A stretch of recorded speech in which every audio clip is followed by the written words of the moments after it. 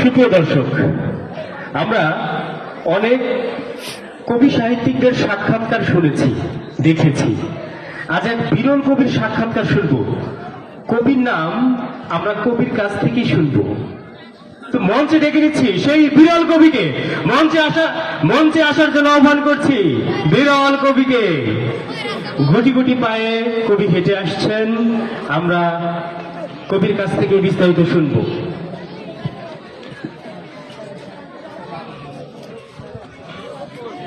ধন্যবাদ আমাদের মাঝে উপস্থিত হবার জন্য। কবি সাহেব, আপনার নামটা জানতে পারি? নামটা কি? আমার নাম হইতেছে মহিউদ্দিন হাসান আল কবিরাজ। কবিরাজ? আচ্ছা, কবিরাজ কেন? আপনি কি লেখালেখির পাশাপাশি চিকিৎসাও করেন? এত বেশি বোঝা তো ভালো না। চিকিৎসা করলেই যে তাকে কবিরাজ বলা হয়, এটা আপনাকে কে বলেছে? আপনারা ঋতুর রাজাকে কি বলেন? ঋতুরাজ। বসন্তের রাজাকে বসন্তরাজ। তা আমি হইতেছি কবিদের রাজা, তাই কবিরাজ। ও আচ্ছা, এই দিক থেকে। আচ্ছা আচ্ছা, বুঝতে পেরেছি। আপনি তো বিভিন্ন দেশে সফর করেন, তো আমাদের কিছু দেশের নাম যদি বলতেন। অনেক দেশ সফর করছি, আপনি চেনবেন না, সব মিডিল ইস্টের ওই পাশে। কত দেশের নাম হবে, এই মনে করেন নোয়াখালী, কুমিল্লা, চাঁদপুর, বরিশাল, বহুত দেশ, আপনি চেনবেন না। আচ্ছা, যেসব দেশে ভ্রমণ আপনি করেছেন, সেসব দেশে আসলে আমাদের পক্ষে যাওয়া অসম্ভবই বলা যায়, ভিসা তো পাওয়া যাবে না। বুঝছি। আপনি কত সাল থেকে কবিতা লেখা শুরু করেন? আমি তো অনেক আগে থেকেই কবিতা লিখি, প্রায় 1900 ছোটকাল থেকেই কবিতা লিখি। 1900 ছোটকাল থেকে? এটা কোন সালের আগে? আপনার বাপ দাদারও জন্মের আগে। আপনি যদি লেখালেখির অভিজ্ঞতা সম্পর্কে যদি কিছু বলতেন। হ্যাঁ, আমি বললাম তো, আমি অনেক আগে থেকে কবিতা লিখি। আমি যখন কবিতা লেখা শুরু করেছি তখন আপনার বাপদাদারও জন্ম হয় নাই। এমনকি আপনারা যাদের কবিতা পড়েন, এই যে রবীন্দ্রনাথ ঠাকুর, সুনীল গঙ্গোপাধ্যায়, এদেরও সিনিয়র আমি যখন লেখা শুরু করছি, ওরা তখন আলিফ বা তাসাও জানে না। যাই হোক, আপনারা তো আধুনিক যুগের মানুষ, কত কিছু আপডেট পাইছেন, মোবাইল পাইছেন, ইন্টারনেট, স্যাটেলাইট, মেলা কিছু পাইছেন। আমার যুগে এত কিছু আনলে না। এমনকি আপনারা এই যে একটা অক্ষর পড়েন, অক্ষরের সাথে আবার আকার ও শিকার, দীর্ঘিকার, মেলা কিছু পড়েন। আমার যুগে এইগুলো আবিষ্কার হয় নাই। আমি যখন প্রথম কবিতা লিখি তখন আকার ও শিকার, দীর্ঘিকার কিছু আবিষ্কার হয় নাই। আপনারা ছোটবেলায় একটা কবিতা পড়েছেন, পাখি সব করে রব, রাতি পোহাইল, কাননে কুসুম কলি, সকলে ফুটিল।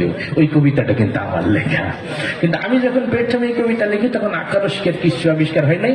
আকার ও শিকার ছাড়া প্রথম এই কবিতাটা লিখেছিলাম আমি এইভাবে: পখসব কররব রতপহল, কনন কসম ফল, সকল ফটল।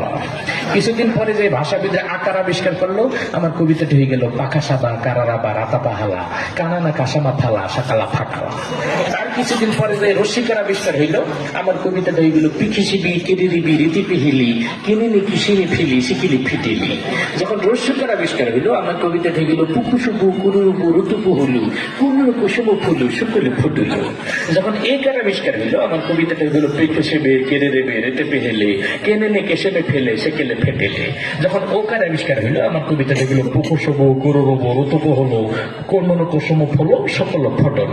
যখন ঔকার আবিষ্কার হইল, আমার কবিতাটা হয়ে গেল বৌ খৌ সৌ বৌ কৌ রৌ রৌ বৌ, রৌ তৌ বৌ হৌ লৌ, কৌ নৌ নৌ কৌ সৌ মৌ খৌ লৌ, সৌ কৌ লৌ ফৌ টৌ লৌ।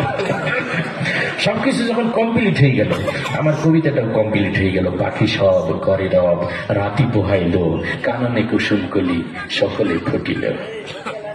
বুঝছি, আপনি বিরল অভিজ্ঞতার কবি। এই অভিজ্ঞতা আর কারো সম্ভব না। আচ্ছা, এতক্ষণ তো আপনি আকার শিকার সম্পর্কে জানলেন। যখন অক্ষর আবিষ্কার হয়নি তখন কিভাবে লিখতেন? যখন অক্ষর আবিষ্কার হয়নি তখন আবৃত্তি করবো কি, অক্ষরই তো নাই। তখন আমি এই কবিতাটা লিখেছিলাম অক্ষর ছাড়া। তখন এই কবিতাটা আমি ইশারা ইঙ্গিতে আবৃত্তি করতাম এইভাবে,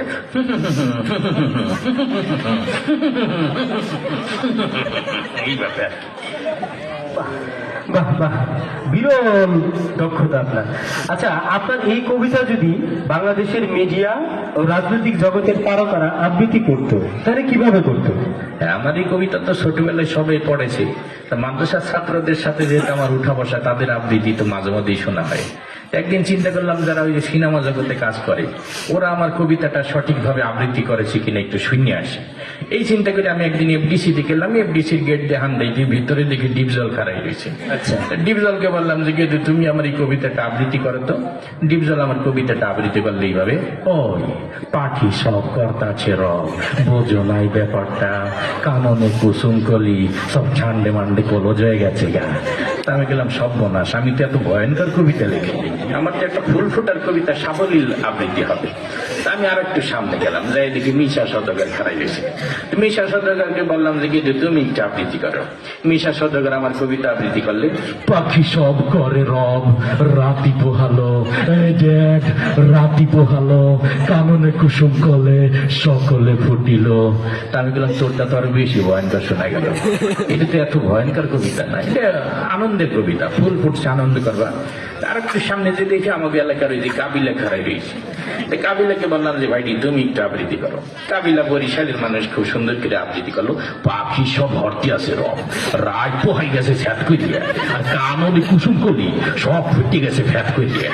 তা আমি বললাম যে মার্শাল্লাহ তোর আবৃত্তিটা সুন্দর হয়েছে, কিন্তু মাঝখানে ফ্যাট করি আর ফ্যাট করি তোর সময় এই তো আমি লাগাইনি। আমি আর একটু সামনে গেলাম, যাই দেখি ওই যে কথায় কথায় কান্নাকাটি করে না একটা নায়ক ওমর সানি, ওমর সানি খারাই দিয়েছে, ওকে যাই বললাম যে কিন্তু তুমি একটু আবৃত্তি করো। সে কান্তি কান্তি কইতে আছে, পাখি সব করে রব, রাতি পোহালো, কাননে কুসুম কলে সকলে ফুটিল। আমি বললাম তুই কান্দিস কে, এটা কি কান্দা কবিছে? ফুল ফুটছে বেটা আনন্দ করবি, তুই কান্দা শুরু করে দিয়েছে। একদম তোর দিয়ে হবে না। আর একটু সামনে গেলাম, যাই দেখি মান্না খারাই দিয়েছে। মান্নাকে যে বললাম কিন্তু তুমি একটু আবৃত্তি করো। হ্যাঁ তো আবার গাল সাবাইছে ওই কথা কয়, হ্যাঁ কইতেছে পাখি সব করে রব, রাতি পোহালো, আম্মা জান রাতি পোহালো, কাননে কুসুম কলে সকলে ফুটিল। আমি বললাম তোর ভয়েসটাও সুন্দর, আবৃত্তিটাও সুন্দর, কিন্তু মাঝখানে আবার আম্মা জানাইলো কবিকে, আমি তো আম্মা জান লাগাইনি। তা আমি আর একটু সামনে গেলাম, যে এদিকে ওই যে কথায় কথায় মারামারি করে না অ্যাকশন হিরো রুবেল, ও খারাই দিয়েছে, ওর কাছে যাইতে ও সেই তিমিতে কয় পাখি সব করে রব, রাতি পোহালো, কাননে কুসুম কলে সকলে ফুটিল। আমি বললাম তুই থাম, তোর কাছে আমার কবিতাও নিরাপদ না, আমিও নিরাপদ না, কোন সময় একটা ঘুষি মেরি দিবি বলা যায় না। তা আমি বললাম যে থাক, চলচ্চিত্র অঙ্গনে আর আমার আবৃত্তি শুনতে হইবেন, আমি একটু রাজনৈতিক অঙ্গনে যাই। রাজনৈতিক অঙ্গনে যাইতেই প্রথম দেখাই দিল আমাদের কাকুর সাথে, সবাই যাকে কাকু কাকু বলে ডাকে। তা কাকুর কাছে যাই আমার কবিতা দিতেই কাকু কবিতাটা দেখেই বলতেছে খেলা হবে। আমি গেলাম যে কাকু খেলাধুলা পরে করেন, আগে আমার কবিতাটা আবৃত্তি করে। তা কাকু আমার কবিতা আবৃত্তি করলে, পাখি সব করে রব, রাতি পোহালো, এ নিয়ে রাজনীতি করার কিছু নেই, কাননে কুসুম কলি সকলে ফুটিল, ফুল ফুটুক আর না ফুটুক পদ্মা সেতু কিন্তু হয়েই গেল, জ্বালা জ্বালা অন্তর জ্বালা। আমি গেলাম আপনি আমার এত সুন্দর একটা কবিতার ভিতরে আমার পদ্মা সেতু হামলে দিলেন, এদিকে পদ্মা সেতু নিয়ে লিখছি নাকি? আমি বললাম যে আপনার দলে আর আমি থাকবো না, আমি আপনার বিপক্ষ দল যে বিএনপির ম্যাডাম খালেদা জিয়ার কাছে যাই, উনি মুরব্বী মানুষ, উনি আমার কবিতাটা সুন্দরভাবে আবৃত্তি করতে পারবেন। তো ম্যাডামের কাছে যাইতে ম্যাডাম মুরব্বী মানুষ সুন্দর করে আমার কবিতাটা আবৃত্তি করে দিতেছে, শোনাবো? অবশ্যই অবশ্যই। ম্যাডাম আমার কবিতাটা সুন্দরভাবে আবৃত্তি করলে এইভাবে, বিসমিল্লাহির রহমানির রহিম। প্রিয় দেশবাসী, আপনারা জানেন পাখি সব করে রব, রাতি পোহালো, ইনশাল্লাহ কাননে কুসুম কলি সকলেই ফুটিবে, না ফুটিলে ঈদের পরে তীব্র আন্দোলন হবে ইনশাল্লাহ। আমি বললাম ম্যাডাম আপনি এত সুন্দর একটা কবিতার ভিতরে আবার আন্দোলন করতে চাইছেন, এইটা আন্দোলনের কবিতা না, এই যে ফুল ফুটার কবিতা। যাই মোটামুটি সবার কাছে আবৃত্তি শুনে টেনে আমি আপনাদের করে গ্রামে এগিয়ে পড়ছি আর কি। অনেক অনেক ধন্যবাদ। বুঝছি আপনার যেই কবিতার অভিজ্ঞতা, আপনি যেই মানের লেখক, যে মানের কবি, এই মানের কবি আমাদের দেশে বাড়ুক, কি বলেন সবাই? আমরা যেন বিনোদন পাই। ধন্যবাদ। আপনাকে অসংখ্য ধন্যবাদ। আপনাদের অনুষ্ঠানে আসতে পেরে আমি অনেক আনন্দিত, নিজেকে অনেক গর্বিত মনে হচ্ছে। ধন্যবাদ।